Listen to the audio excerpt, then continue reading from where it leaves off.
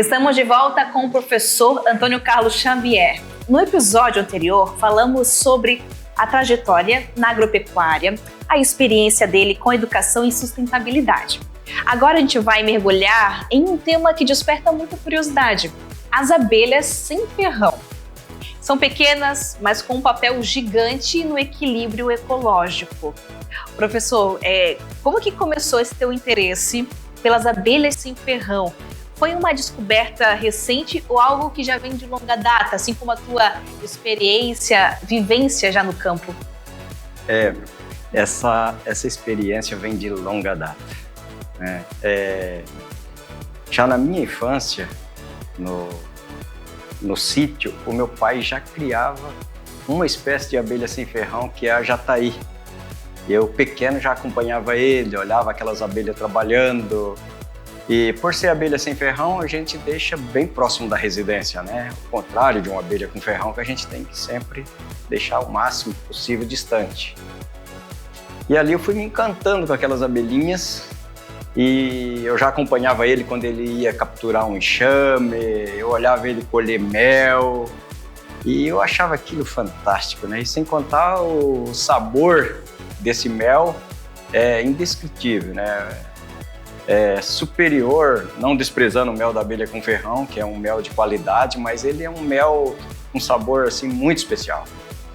E aquilo ficou entranhado na mente. E depois deu certo de eu ir fazer o meu curso de técnica em agropecuária. E durante o curso a gente tinha uma semana que era considerada Semana da Agropecuária, onde tinha diversos cursos. E para minha satisfação, um dos cursos era, na época, apicultura, mas não era da sem ferrão, mas já era abelha, né? E eu já me inscrevi de imediato, fiz esse curso, aí fui me apaixonando cada vez mais. Aí, a partir de 1986, eu tive a oportunidade de iniciar a criação de abelha. Então, faz muitos anos. Olha só. Eu já iniciei, na época, a criação da abelha com ferrão e sem ferrão. Não uma escala tão grande, mas passei a criar essas abelhas. E praticamente desse período para cá, acho que eu fiquei 2, 3 anos afastado das abelhas só. E em 2004 eu voltei com força total daí. Aí passei a criar mesmo um hobby, mas um hobby já bem avançado. E eu pensava assim, na minha aposentadoria eu quero trabalhar com as abelhas para não ficar parado e tal. Eu sei que elas vai me ajudar em todos os sentidos. Só que isso cresceu muito e bem antes da aposentadoria virou uma criação bem grande. E então são muitos anos de vivência, de experiência na criação de abelhas, principalmente as sem ferrão. Professor, e quando o senhor fala que cresceu mais do que o senhor imaginava, que é uma quantidade realmente considerável, quanto que é? Agora eu fiquei curiosa. Eu comercializo muitas colmeias. Faço doação, tenho projeto Abelha nas escolas, onde a gente implanta meliponário e criação de abelhas sem ferrão nas escolas do município de Joinville, através da associação. Mas eu mantenho um plantel de média de 350 colmeias, 320, 350 colmeias de abelha sem ferrão. E eu crio em 2 locais, um na minha residência mesmo, no meu jardim, no meu quintal, e outro num sítio em Campo Alegre, que eu faço um trabalho lá com o pessoal e eles me disponibilizam espaço para criar abelha sem ferrão lá também. É muita abelha. Professor, assim, pensando, mais de 300 colmeias, a população de abelha em cada uma delas, a gente consegue ter uma estimativa ou é algo assim muito abstrato? Não, é que a abelha sem ferrão nós temos diversas espécies, né? E entre essas espécies eu tenho aí entre 15 e 18 espécies diferentes. E a população de cada espécie daí varia, né? Mas é padrão por espécie. Então nós temos aí espécies que a partir de, em média, 600 indivíduos, que são as menores famílias. Mas nós temos família de abelha sem ferrão que chega a 30 mil abelhas. E tem muitas aí de entre 3.500 e 6.000 indivíduos por colmeia. Então é muita abelha. Imagina 30 mil abelhas da frente. Em uma única colmeia. Uma única colmeia? Hoje dá para encher o estádio da Arena Joinville, que tem capacidade para 30 mil pessoas. Dá sem ferrão 30 mil, um pouco mais, são poucas espécies, né? Aí um grupo de 7, 8 espécies, 6 espécies. Mas a maioria gira em torno aí de 3.500 a 6 mil, que também é uma população bem significativa, né? Dá um trabalho bem significativo para o senhor. O que era só um lazer passou a ser um pouco mais do que lazer, trabalho também. Ô, professor, e para quem nunca ouviu esse termo, né, o que exatamente é a meliponicultura? Isso. O meliponicultura é o nome da atividade, né? Como agricultor, suinocultor, né? Só que no nosso caso parece que não tem uma relação, né? Meliponicultor, né? É porque tem dois grupos de abelhas que são trigonas, dois gêneros, na verdade, trigonas e melíponas. E as melíponas são as maiores e mais conhecidas pelos criadores, que são as mais interessantes, inclusive, para a produção de mel. Então, a partir daí saiu o nome de meliponicultor, vem de melíponas, né? E então, meliponicultura é a atividade, meliponicultor é o criador e meliponário é o local destinado para criar essas abelhas. O nome é meio complicado, deveria ser só criadores de abelha, né? Como apicultor ou apicultura, aí é a criação das abelhas com ferrão. E quando a gente fala das abelhas nativas, professor, elas têm um papel essencial na polinização, não é mesmo? E o que aconteceria com o meio ambiente se elas simplesmente desaparecessem? Então,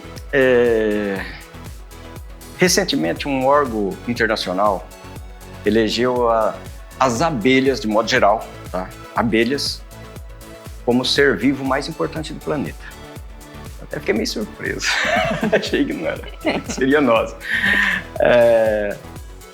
Aí a gente vamos buscar saber por que um inseto foi eleito o ser vivo mais importante do planeta, né? Em função da polinização que esses insetos fazem na produção de alimento e da manutenção do ecossistema, do meio ambiente, né? Ou seja, todo alimento, né, e eles foram eleitos até principalmente pela produção de alimento. Em média, entre 75% e 80% de todo o alimento produzido na face da Terra depende da polinização de uma abelha, seja ela qual for. Tá? Existem outros grupos de abelhas solitárias, abelha com ferrão e abelha sem ferrão, né? Então, sem essa polinização, primeiro problema, faltaria alimento. Porque 20% a 25% da produção de alimento do mundo são polinizados por todos os demais polinizadores. Então, está aí a importância da abelha. Ou seja, um ser que produz 75% do alimento, é responsável pela produção de 75% dos alimentos através da polinização, ela tem que ter uma importância muito grande mesmo. Porque daí nós pegamos o vento, besouro, borboleta, pássaro, morcego, água, tudo que ajuda na polinização, consegue produzir de 20% a 25% ou 15%. Isso sem contar que algumas culturas dependem 100% da polinização da abelha. E pior, algumas culturas dependem da polinização de exclusivamente uma única espécie de abelha, ou duas. Ou seja, se elas forem extintas... É um problema. Por exemplo, o maracujá. Sem a polinização da abelha chamada mamangava, que é uma abelha de porte grande, não tem maracujá. Ou polinização manual, é fácil. Aí está a importância das abelhas, que é a fecundação das flores. Então tá aí, se existir casamento perfeito, esse é um. A abelha é dependente de néctar e pólen. E a flor é dependente da abelha para fazer a fecundação da parte masculina e feminina da planta, levar o pólen do estigma masculino para o feminino e gerar o fruto, o grão, a semente. Então, Enfim, esse foi o motivo que elas foram eleitas o ser vivo mais importante do planeta. E o senhor dava ali o exemplo do maracujá. Aqui em Santa Catarina temos, ao ladinho de Joinville, Araquari, que é a capital do maracujá no estado. Temos também na região sul uma produção muito forte, até mesmo as mudas que chegam de lá vêm aqui para a região norte do estado. E eu tive esse privilégio de acompanhar realmente uma lavoura de maracujá nessa primeira fase, professor, onde elas estão desabrochando as flores para depois, então, dessa flor virar o fruto. E como é interessante ver essa organização das abelhas, né? Porque desde o seu modus operandi de trabalho realmente é um exemplo. E o senhor falando agora sobre essa pesquisa vai ao encontro, melhor dizendo, de tudo que a gente tem ouvido e acompanhado nos últimos anos. E na sua opinião, como uma pessoa que vive diretamente ligado ao campo, esse cuidado que nós temos hoje com as abelhas é o necessário ou seria também preciso pensar em atividades que possam garantir a existência necessária dessas abelhas? Precisa melhorar. As abelhas existem, mas recentemente a gente tem ouvido muito falar no desaparecimento das abelhas. Muitas matérias, e foi a partir daí que as abelhas ganharam evidência. Até então, elas não eram tratadas com o merecimento que elas têm. Porque, na verdade, o que faz uma coisa ter valor, seja ela o que for, é a escassez. Então, assim, vamos dizer assim, algo que tem muito valor para nós é o oxigênio, né? Mas não custa nada. E por quê? Porque tem muito, é abundância. Não está faltando. E as abelhas estavam mais ou menos nesse nível. Muita abelha, ninguém tocava no assunto. Embora eram um elo, vamos dizer assim, o elo mais forte da corrente na produção de alimento e preservação do ecossistema, do meio ambiente. Mas não ganhava destaque, porque tinha muitas abelhas. Mas, de repente, o uso dos venenos, o desmatamento exagerado, porque elas é o habitat delas, a floresta, né? De forma, o habitat natural delas. Isso foi ganhando destaque. Alguns lugares a abelha começaram a desaparecer assim, muito rápido. E daí sim, acendeu a luz vermelha e começou a falar mais em abelha, e preservar e conservar. Então, muitas abelhas, eu acho que das nossas abelhas nativas, não foram extintas ainda graças aos criadores, porque não existia ainda um cuidado com elas. Elas, como não chamavam muita atenção, não oferecem risco nem para animais nem para pessoas, por não ter ferrão, ou seja, ainda, né, muito vulnerável. O desconhecimento das pessoas sobre uma família de abelha, como o comportamento, como que elas sobrevivem, o que elas precisam de mínimo para sobreviver. É comum a gente ver história de pessoas que falam, não, eu encontrava um ninho de abelha na natureza, até então muitos não sabem nem até hoje a importância das abelhas, imagina um tempo atrás. Eles abriam essa madeira lá, comiam mel, né, e largava tudo o resto lá, abelha, a família toda lá. E eles desconhecem que a abelha rainha das abelhas nativas, ela perde a capacidade de voar. A partir do momento que ela é fecundada, que se transforma de princesa e vira uma rainha, ela perde totalmente a capacidade de voar pelo desenvolvimento que ela tem de abdômen, muito grande, né? E o que acontecia? As pessoas largavam achando que essas abelhas iam embora para um outro lugar, formar um novo ninho, e isso não acontecia, porque as abelhas não abandonam a rainha. E elas ficavam ali totalmente vulneráveis à chuva, a predadores, enfim. Em poucos dias elas eram uma família morta de abelha, né? Por falta de conhecimento. O contrário, as abelhas com ferrão, a rainha voa. Ela tem capacidade de voo e ela, sim, pode encontrar um outro lugar, né, para formar um novo ninho, uma nova colônia, uma nova família lá. Mas nas nativas, não. Então, elas começaram a perder desmatamento para a produção agrícola, pecuária, para a construção, né, que é a cidade aumentando como está. e foram perdendo habitat. Mas o uso exagerado dos agrotóxicos chegou nesse ponto do desaparecimento das abelhas. Tá? E isso acontecia com todos os tipos de abelha. Até abrir um parênteses para falar dos tipos de abelha. Muitas vezes as pessoas não têm muita noção, né? Existem 3 grandes grupos de abelhas. Abelhas solitárias, que todas elas são importantes para a polinização porque são abelhas, tá? Mas são grupos diferentes, vamos dizer assim. Solitárias não formam família, não tem uma colônia, não tem uma rainha, ou seja, não tem vida social como as demais abelhas. Elas são como passarinhos, todo dia levantam e vão atrás do seu alimento, da sua água, e tem sua forma de reprodução, época, período, e aquela geração vai e vem a nova geração, e tem diversos tamanhos, e é um grupo importante, porque eu acho que em espécie é o maior grupo de abelhas, são as solitárias. Né? Então elas desempenham um papel importante na natureza e na produção de alimento. E existe no Brasil um outro grupo de abelha que é o mais conhecido, que eu acho que é o mais conhecido, que é a abelha com ferrão. Ou seja, as Apis mellifera.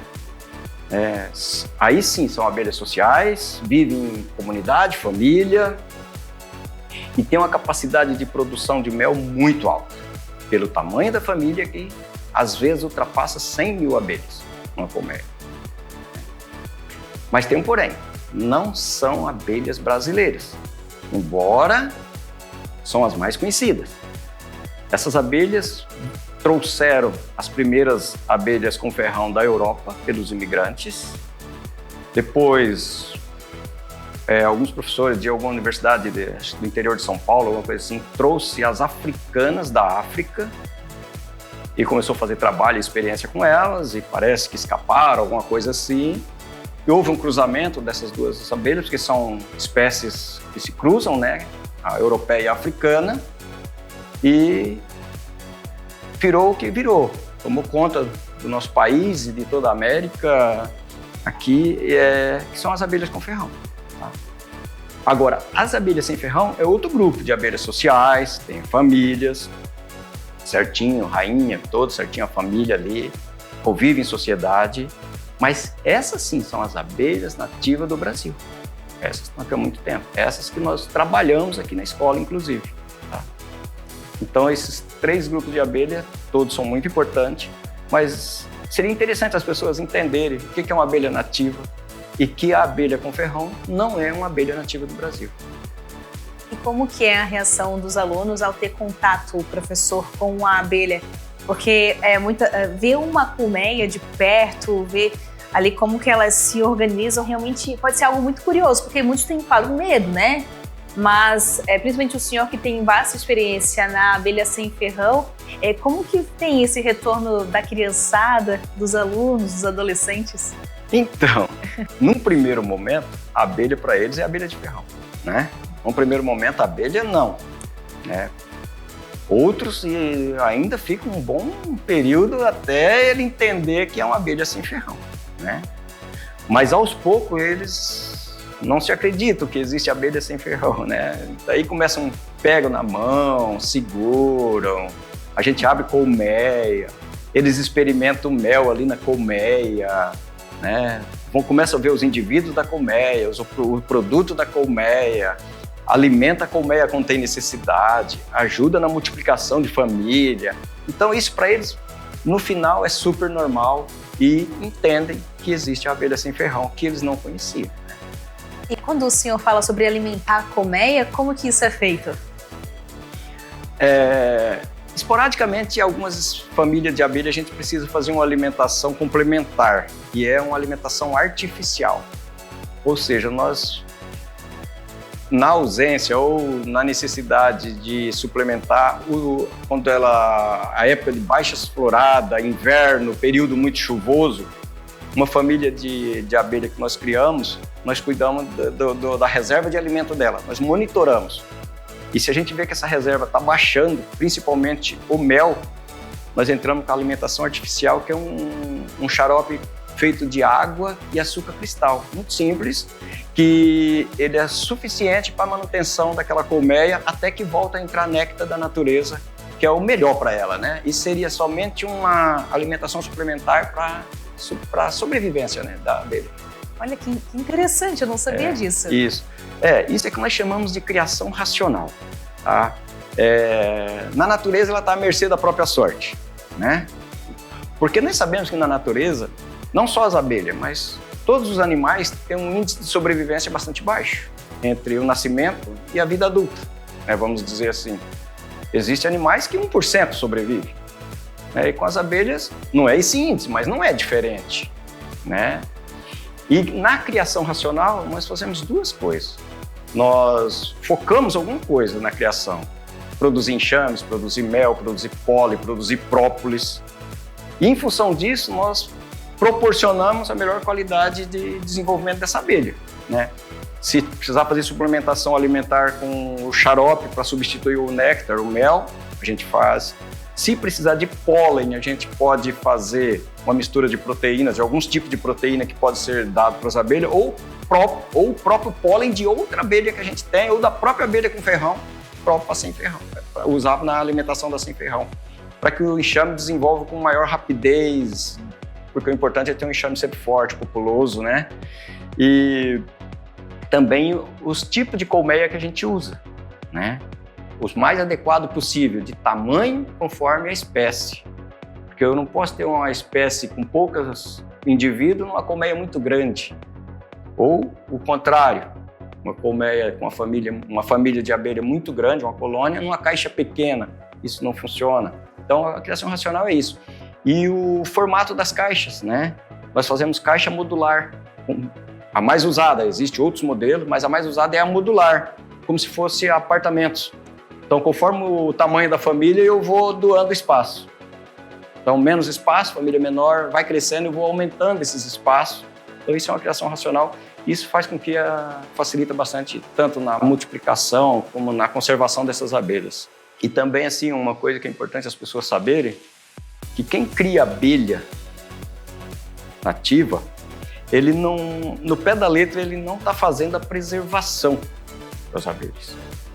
Às vezes as pessoas se confundem. Indiretamente, sim, você está preservando, ajudando, porque essas abelhas também soltam família naturalmente para a natureza, né, tudo. Mas nós fazemos a conservação das espécies, a conservação das abelhas, né, quando nós estamos criando elas, né. Embora elas são livres na natureza, as abelhas, elas estão na minha posse, pode estar na minha propriedade, eu posso transportar essas famílias de abelha, mas aonde quer que eu deixar uma família de abelhas, elas estão sempre livres. A gente não tem controle, elas não são presas como um animal, como um passarinho que eu prendo em gaiola, né? E preservação mesmo é eu preservar na natureza. Aonde eu sei que tem um ninho de abelha natural, em uma árvore, numa parede, em qualquer lugar que seja, né? Onde for que elas fazem a nidificação delas, lá eu faço a preservação. Lá eu cuido para ninguém mexe, para ninguém derrubar a árvore, né? Essas coisas assim que é preservar.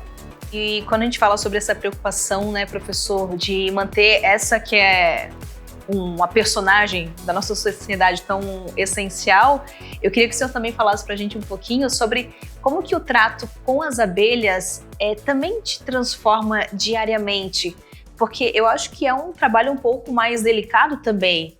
É um bichinho menorzinho, que tem um protagonismo enorme, mas tem toda a questão do tempo necessário. O senhor falava sobre a questão de quando precisa de um amparo do próprio para se manter, né, daquele xarope criado com açúcar e água.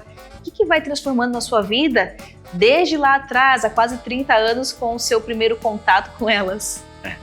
Então, para muitos talvez não vai nem conseguir entender, mas lidar com as abelhas, principalmente as nativas, sem ferrão, é, acima de tudo, uma terapia. Tá? Você poder abrir uma colmeia, sentir o cheiro, experimentar aquele mel na fonte, né? Olhar o trabalho que as abelhas fizeram, o crescimento, formar uma nova colônia de abelha a partir de uma que você tem, criar uma segunda, uma terceira, ampliar o seu plantel, né? Até mesmo uma xícara de café, olhando uma colmeia de abelha trabalhar, os jataís são muito graciosos trabalhando, é lindo de ver, sabe? Então é muito bom, é uma terapia acima de tudo. E por outro lado, a gente percebe que nós temos muito, mas muito a aprender com a organização das abelhas. Como que elas fazem, como que elas trabalham, as tarefas que elas desempenham pela idade que elas têm, porque as abelhas elas desempenham tarefa de acordo com a idade. A partir do nascimento, ela já tem tarefa. Nasceu, começa a fazer as primeiras tarefas, até tal dia, uma média, né? Outro período ela vai produzir cera, que ela tem glândulas que produzem cera, mas é só uma faixa etária também, depois interrompe essa produção de cera. Trabalha na higiene da colmeia, tirar lixo da colmeia, juntar o lixo em um canto. Elas ainda nascem grandes, mas são bebês, elas não sabem voar, né? Até que elas vão virar a guardiã da colmeia, daí já sabe voar. Depois elas viram as operárias, que são as abelhas que vão para o campo. Então, se olhar o comando de uma única rainha, sabe? O desempenho que cada abelha, cada indivíduo tem dentro da colmeia, né? A função da rainha, a função de uma princesa, a função do zangão, né? A função das operárias, o comando que a rainha faz nessa colmeia, o controle que ela tem sobre essa colmeia, saber que ali dentro tem princesas que poderia substituir ela, mas ela mantém forte o controle da colmeia. Então essas princesas existem como, vamos dizer assim, como se fosse um step de um carro, né? No eventual necessidade só que elas vão se transformar em rainha, não é assim que vão, não existe uma rebeldia ali dentro, sabe? Como na nossa casa, toda abelha tem o seu endereço, né? Ela vai para a casa dela certo. A matemática das abelhas, começar a olhar tudo isso, sabe? Como que elas se comunicam, exatamente a gente não sabe que é através de dança e zumbido, né? Mas como que uma abelha pode encontrar uma flor, uma árvore florada lá a 800, 1000 metros da colmeia, trazer uma porção daquele alimento, chegar na colmeia, comunicar à família o local exato dessa árvore, a distância certinho, tudo. Ainda elas vão dizer, provavelmente, que não precisa ir a colônia inteira, porque lá tem uma capacidade para uma quantidade de abelhas só, porque senão alguém vai lá e não vai encontrar mais alimento, que as outras já pegaram, né? Para que outras não precisem ir naquela árvore, vão atrás de outra florada, né? E essa abelha depois ela vai descarregar o alimento que ela trouxe. Vai colocar nos locais para que seja processado, enzimado, né? E vira o alimento para elas e para nós. E quando ela for sair novamente, ela já vai encontrar a abelha que está voltando dessa planta, dessa árvore, com o alimento que ela fez uma comunicada. Então, se olhar tudo isso, como elas funcionam, e saber como a nossa família funciona, tem uma relação, você entende? Que muitas vezes a nossa família não tem o comando como deveria ter, como as abelhas têm. Tão organizado e respeitoso também, né? Como exatamente, a hierarquia. Esse respeito à hierarquia. Exatamente. A quem vem antes também. Exatamente. Se a gente chegar perto disso, seria muito bom para a nossa família. É um exemplo a ser seguido por todas as famílias. E aí, trazendo também para essa experiência com os alunos, professor, o senhor também passa isso para as crianças em sala de aula? Porque o senhor acabou de dar uma aula aqui para a gente de como que elas funcionam, a importância delas para a sociedade, esse respeito a cada estágio da vida delas. Elas já nascem com uma grande missão, assim como também essas crianças. Isso também é implementado de alguma forma quando elas têm esse primeiro contato prático ao ver essas abelhas também? Isso. A gente passa desde a importância da abelha, por que elas são importantes. Depois nós estudamos os indivíduos da colmeia, cada indivíduo e sua função. Nós estudamos os produtos da colmeia, para que ele serve para as abelhas e para que ele serve para nós seres humanos. Tá? E trabalhamos com eles na prática todos os processos necessários para uma criação racional. Isso acontece com todos os alunos de todas as turmas. Só que entre todos os alunos, nós criamos um projeto, vamos supor, linkando meliponicultura da escola com empreendedorismo.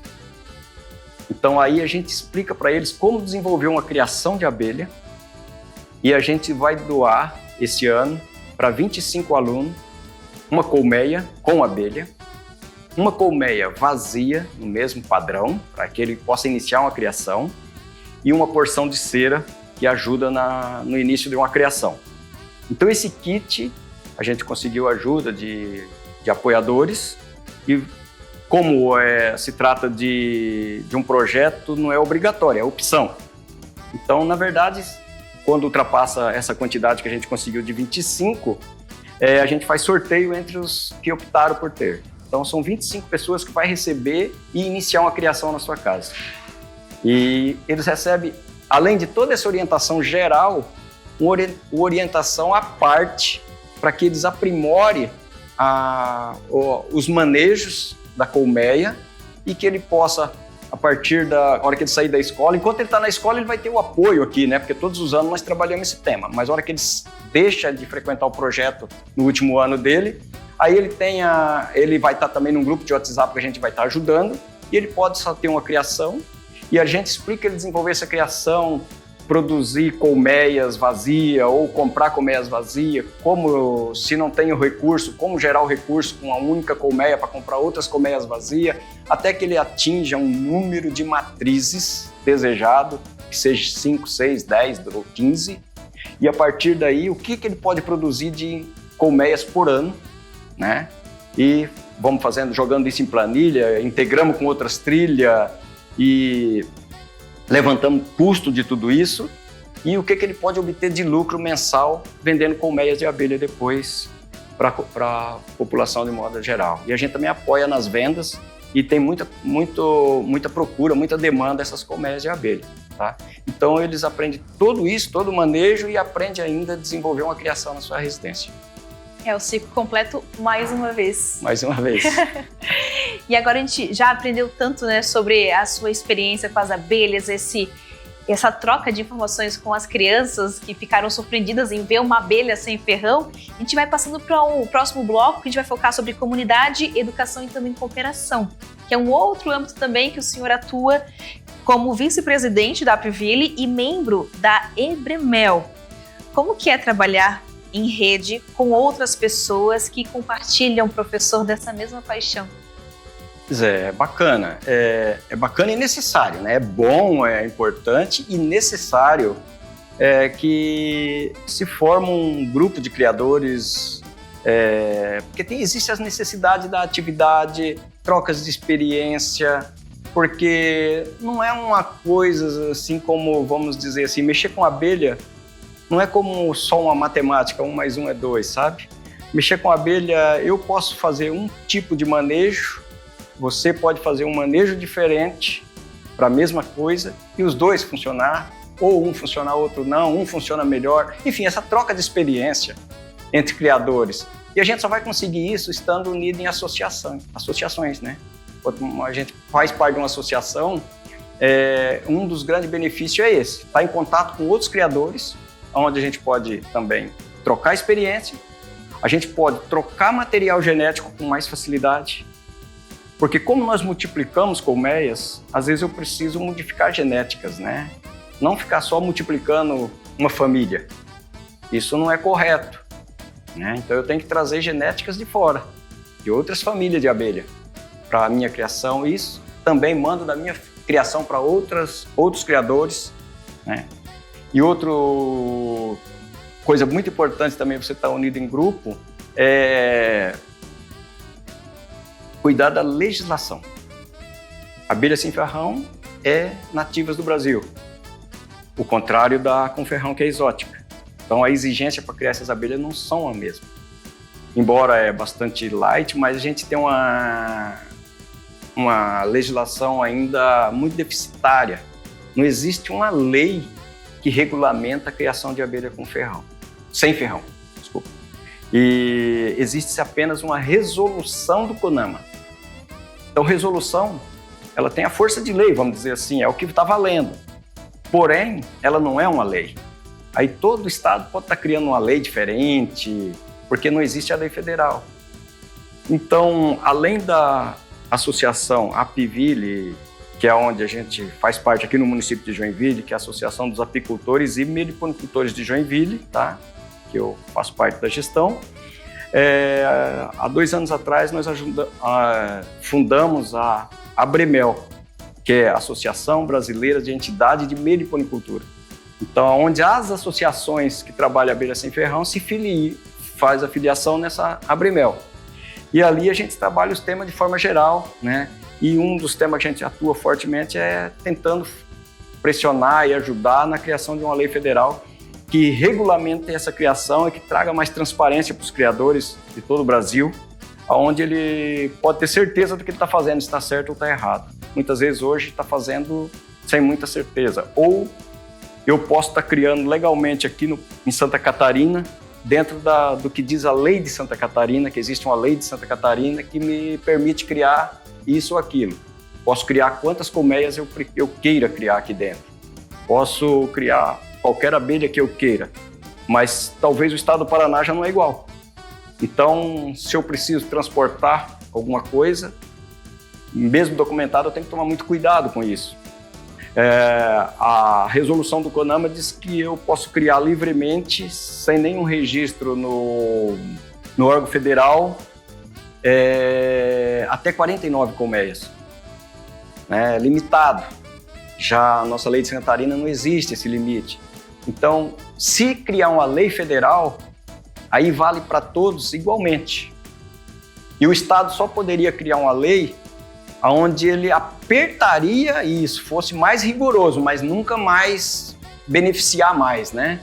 Então, isso traria bastante coisa. E a gente só consegue isso através de união de criadores em associações, né? Não tem outro jeito, tá?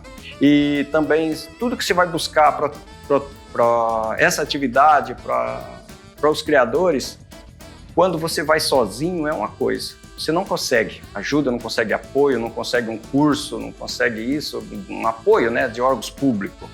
E através de associações você é mais ouvido, todo mundo te escuta, ouve, vai entendendo a importância do trabalho que você faz, né? Porque não é só produzir mel, né? Você está fazendo muito mais. A associação faz a recolha desses enxames de abelha com ferrão dentro da cidade aí, tem um grupo especializado. Imagina se não tem um grupo que faça isso dentro da cidade, né? As abelhas com ferrão são perigosas, né? Enfim, a gente presta um trabalho social, fazemos bastante coisa.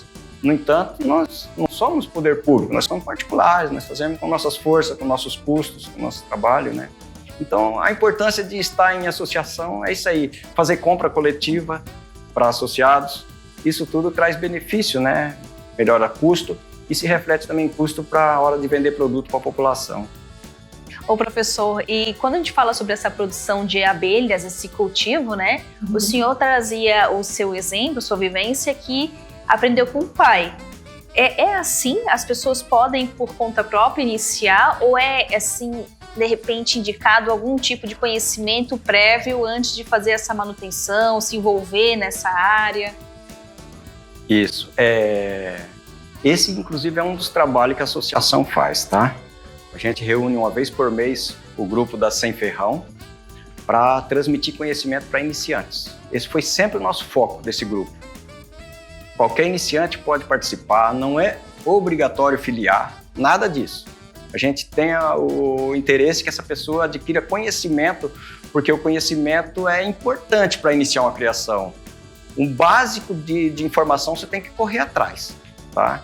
Então a associação atende essas pessoas nos encontros, adiciona em grupo de WhatsApp, tira dúvida, apoia, recebe na nossa criação essas pessoas que têm interesse para conhecer, para ver como que é uma criação. Ou seja, você não precisa aprender errando, você já pode aprender com o que os outros aprenderam, né? E a nossa experiência permite fazer isso com as pessoas que estão entrando. E por incrível que pareça, os criadores de abelha gostam desse trabalho. De quanto mais criadores, melhor, né? E praticamente todo mundo apoia os iniciantes na nossa associação, né?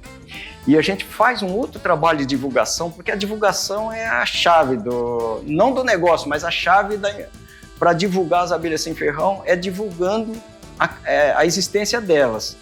E nós tivemos uma procura por alguns professores da rede municipal de Joinville na nossa associação. Até então não era um foco da associação, mas a gente logo viu a necessidade desses professores para conhecer o tema de abelhas.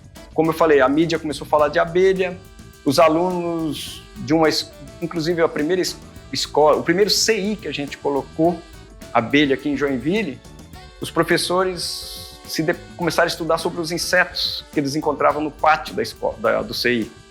E encontraram a abelha morta, né?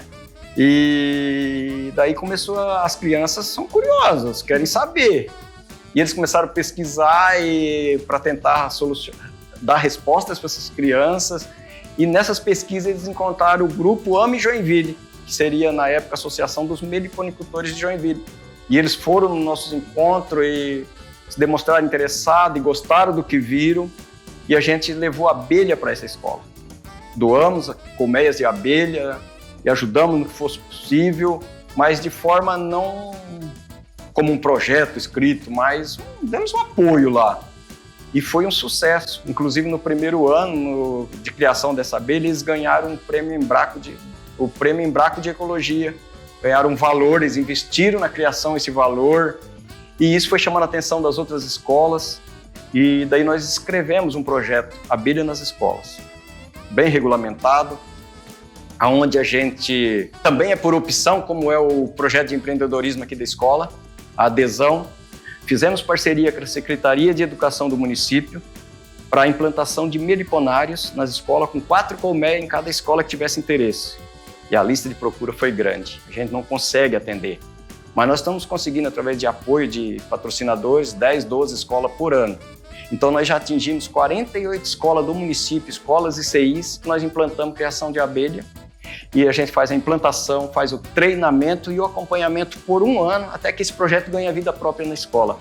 E eles desenvolvem todo o trabalho pedagógico deles usando as abelhas com as crianças, né? Então foi um ganho bastante grande para as abelhas, para a divulgação, para o conhecimento das abelhas sem ferrão. Foi um grande ganho para as crianças que puderam aprender usando as abelhas, como matemática das abelhas, né? Enfim, tantos temas. E então isso só foi possível através da associação, né? Individualmente não conseguiria fazer isso, um projeto desse nunca. Professor, a conversa está muito boa, estamos chegando perto do fim, infelizmente, mas só quero que o senhor deixe rapidamente uma última mensagem para quem está acompanhando, sejam alunos ou educadores da nossa associação. Certo. Vamos falar então de sustentabilidade, que é o tema principal, né, da conversa. Nós, como pessoa, não podemos nunca esquecer de fazer algo para a sustentabilidade, por mais pequena que seja o nosso gesto, né? Qualquer semente que nós plantamos hoje com relação à sustentabilidade, né? Seja lá qual for o assunto dentro da sustentabilidade, com certeza é o fruto, a colheita que nós vamos colher no futuro, nós ou as futuras gerações. Então, vamos sempre trabalhar esse tema porque são coisas que não custam, não tem investimento praticamente. É somente investimento de tempo ou gesto de cidadania e tudo isso, para que nós tenhamos, assim, vamos dizer assim, um mundo melhor, né?